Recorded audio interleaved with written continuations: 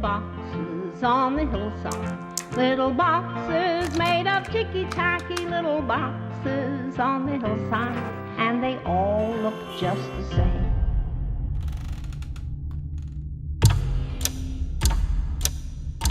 You want to control your life, but life isn't a science experiment. You can't contain your world forever. Try doing one thing that scares you over break, okay? Yeah.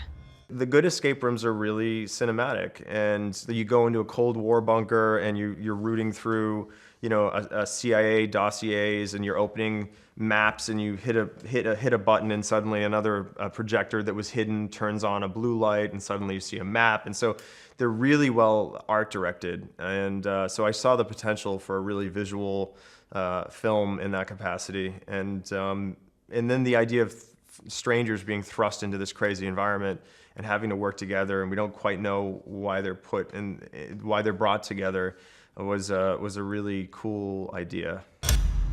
This serves as an entry voucher for Minos escape rooms.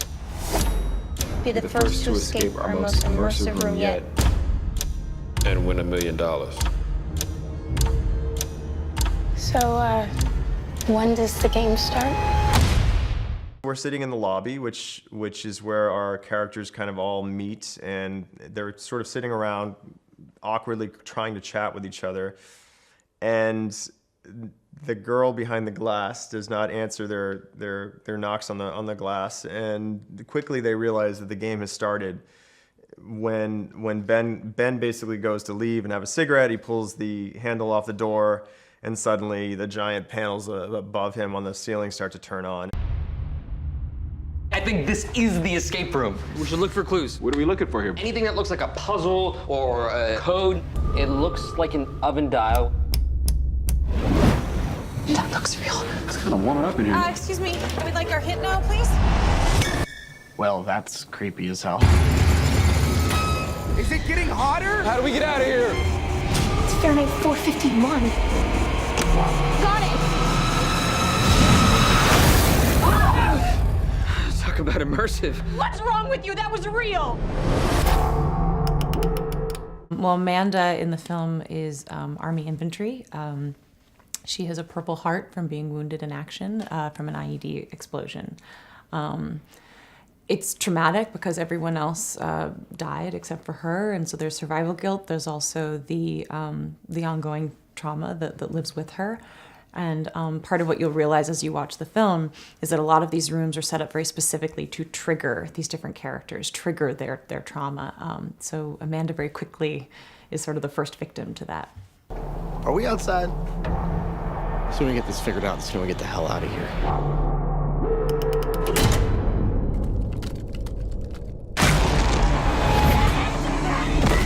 Who would do this?